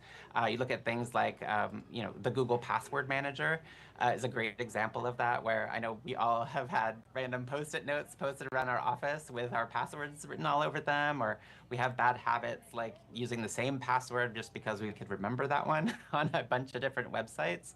But the Password Manager will help you create really unique individual passwords for each site that are hard to crack, and you don't have to remember them. It stores them securely for you. So when you visit that website again, it'll actually say, hey, we've been here before, here's that password for you. Yeah. And it really makes it a lot easier to remember all those really difficult passwords. Believe you me, I'm still trying to remember, I guess, what the 4 I have. Don't ask me for a 5th one, because I don't think it's going to happen, Nick. One of the things that I love what you all do is you tell us what folks are actually clicking on and typing in and searching. In this case, with regard to fraud, a lot of folks are typing in online safety tips for seniors. Is that correct? Absolutely. That's one of our breakout searches, especially up there with like how to be safe online, how to be safe on the internet. You know, also keeping kids safe from online scams as well. All right. Well, I got to tell you, we'll wrap up with this, and that is, I was surprised to find out that according to your stats, fraud is currently at a 12-year high. You know, when I saw that, I did a double take. This is really a serious issue. Right. You know, that's referring to the Google searches. Yes, the fraud searches are at an all-time high for 12 years, which just shows how important this is and how seriously people are taking it. Well, thank God that you all are taking it serious as well and really going about to bring about change. Yet again, we've been speaking with Mr. Nick Burns, Google technology expert. Nick, folks want to find out more information. Is there a, well, dare I say, a website one should log on to? Sure, that's safety.google. Good stuff. Always good to see you, Nick. Thank you so much for coming on the show. You got it. Take care. All right, guys, we'll take a quick break. We'll be right back.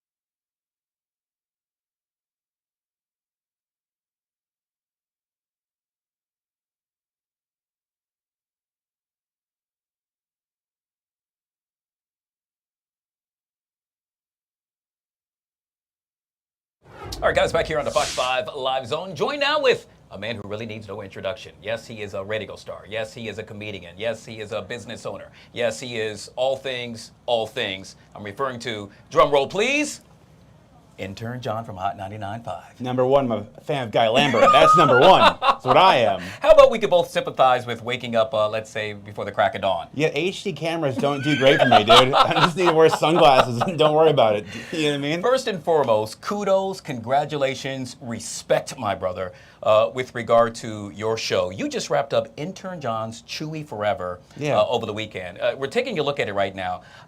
John, I got to tell you, I was beyond surprised. So I got an invite, no disrespect to you, but I wasn't planning on going. I wouldn't go either. I got an invite. I was beside myself. This show was not only funny, it was an emotional roller coaster in such a great way. I was on the edge of my seat, and I just wanted to give you your flowers, man. It was an amazing show. Thank you. Yeah, my dog passed on New Year's this past year, so wanted to do something to honor him and help military dogs. So we benefited the Warrior Canine Connection. They raise puppies to be service animals for veterans, so it was a good way to honor my dog and help our veterans and the service dogs too. So it was a very fantastic weekend. I appreciate you coming, man. I was very excited to see you there. It was a huge turnout too. It was just so cool, man. And yet again, I hope you do it again because folks, you really missed a spectacular show. I would highly encourage you to check out a show if and when you do it again. Thank you, dude. I appreciate that. All right, we call this our, what's this? I always forget what day it is. Wednesday. Yeah, it's our Wednesday Talkers. That's what happens when you wake up in the crack of dawn. Yeah, absolutely. I thought this was really interesting. So a study came out talking about what us guys do, and well, I'm not married. I don't know if you are. Hell no, not that I know of. What us guys do when our families and our wives leave the home. I bet you I got your attention now.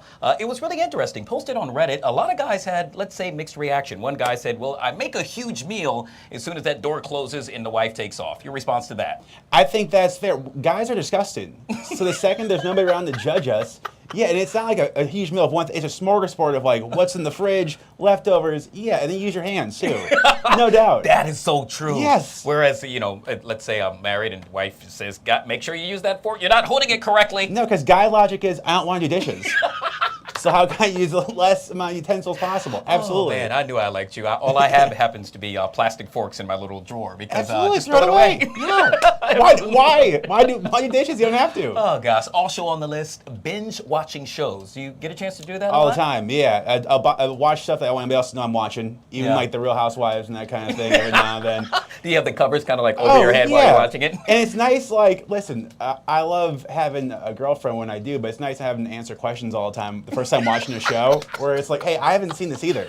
Yeah, like, I also, I bet you they're going to answer every question we have within the movie or show. You know what I mean? God, that's so funny, but so true. It is. I mean, it is what it is.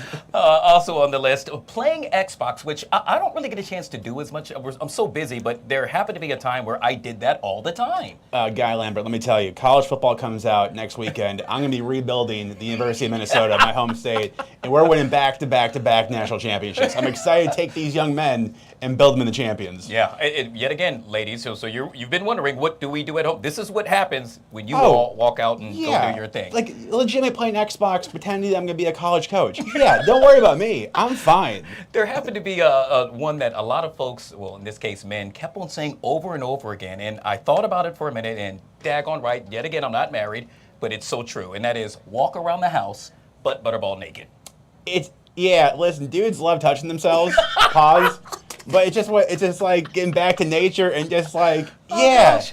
It is the way it is. I don't know what, even when you're a little boy, it's like your mom's going to tell you to stop reaching down there, but it's just like, it's just freeing. Well, I don't know about the touch myself part, but I can tell you, yes, yet again, naked. The funniest part is, speaking of mom, I remember she would then come home and I'm making a dash to the bedroom so I could at least put on, my tidy whities. Yeah, my mom would tell us if we didn't stop, it would fall off.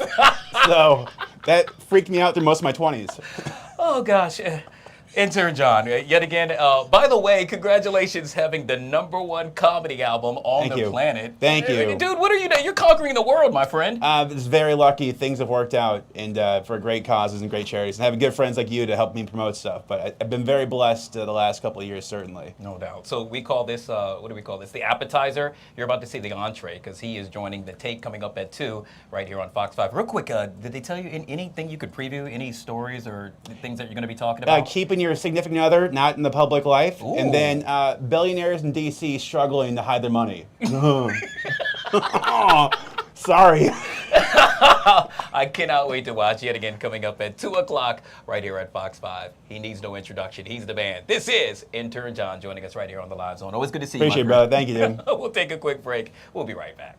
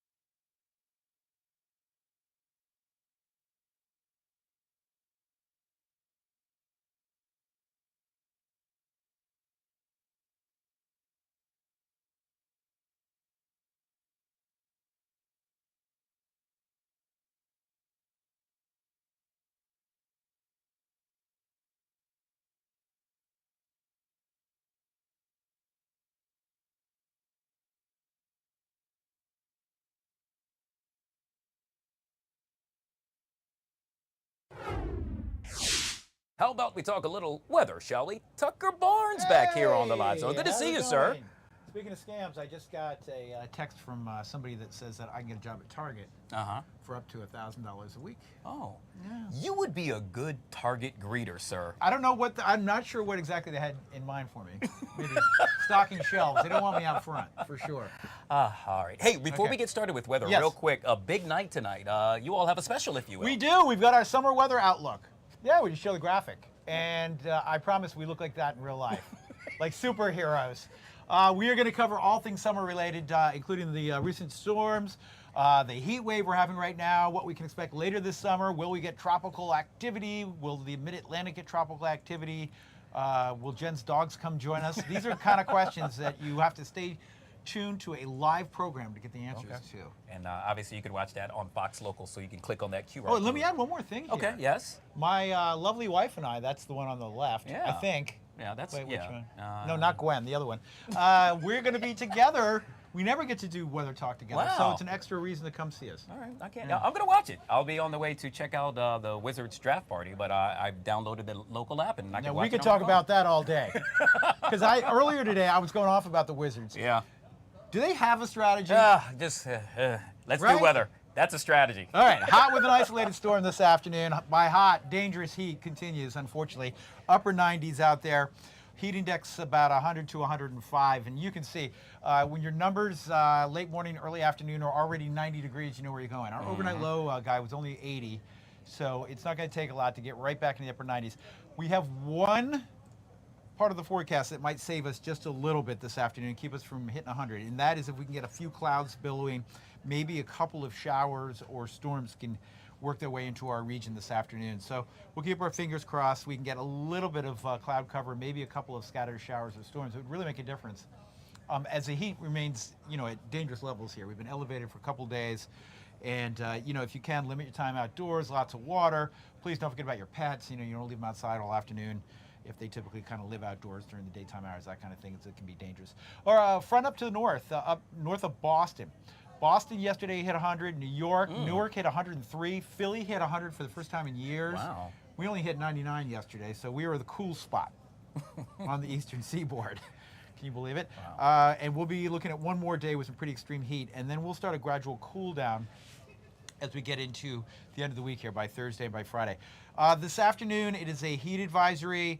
It's going to feel like 105. Don't forget, we do humidity around here as well, so even if the air temperature is 98, factor in humidity, it feels like 105. But again, it's a dangerous heat, so please take it seriously. It'll get better from here. Tomorrow, a touch better, much better by Friday. Our zip trip looks dry. Those are scattered storms, Thursday, Friday, Saturday, Sunday. They're not washout kind of stuff. And a hot, summery weekend, but not the kind of heat we're dealing with right now. All right. I was watching earlier, and I heard you make mention of it snowing somewhere for the first time in a long time. 18 years. Buenos Aires in Argentina doesn't typically get snow. It was snowing this morning. First time in 18 years down there. Well, now's the time where I kind of want to see a little bit. It's wintertime down there. All right. Tucker Barnes with all things weather right here on the Live Zone. Guys, if you haven't already done so yet, make sure you download the Fox Local app and take your weather on the go.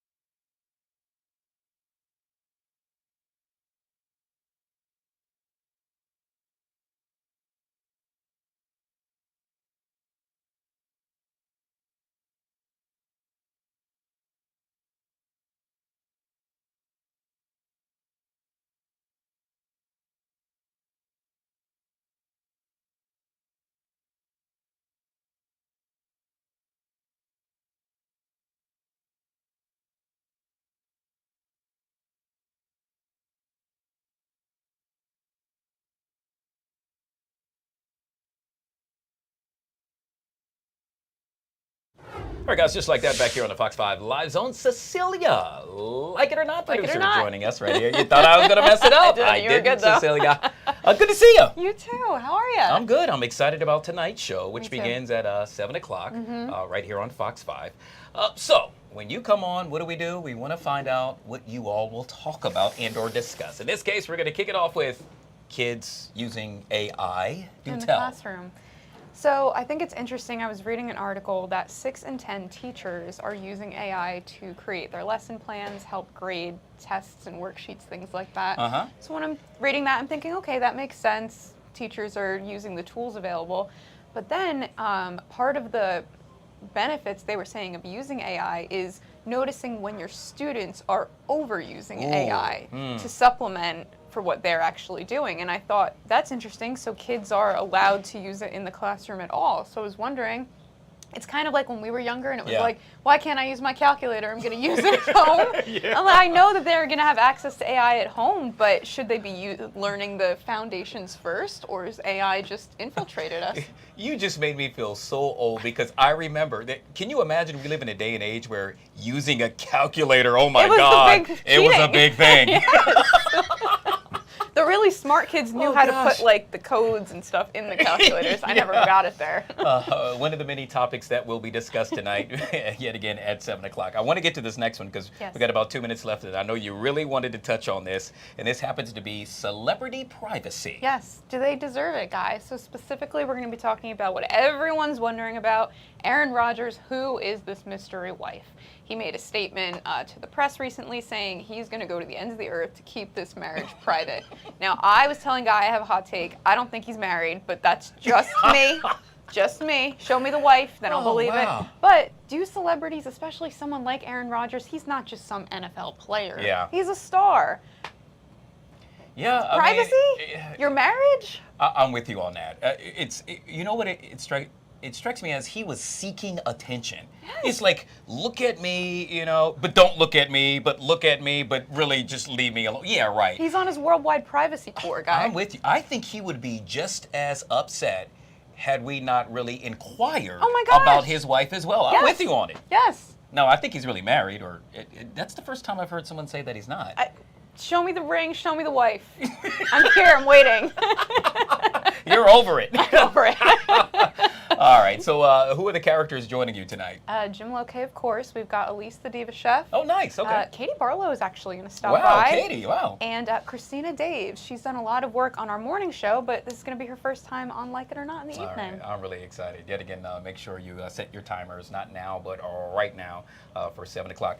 I got a minute left, and I just wanted to let you know, did you hear that last segment that intern John and I did with regard to what men do at home when the wife, leaves? No. So your husband. Don't tell me. What do you do? It's great. It's nothing. All we do is we eat, play video games, and walk around naked. Okay, honestly, that I can deal with that. Make sure you tell your husband I said that, because he's going to be like, yeah, Guy was right. Cecilia with all things for Like It or Not tonight at 7 o'clock right here on Fox 5, which, by the way, is more reason for you to download the Fox Local app. If you haven't already done so, make sure you do that. That way you could watch Like It or Not, you could watch us. As a matter of fact, the take that's coming up right in here on Fox 5. Also, we have that weather event yes, premiere. 7:30 tonight on the Fox Local app. It's a weather special. Okay, yeah, Tucker Barnes stopped by earlier, but the whole crew. So if you're all things weather like myself and you're like, oh my God, it's been beyond hot. When do we get a break? Let me know.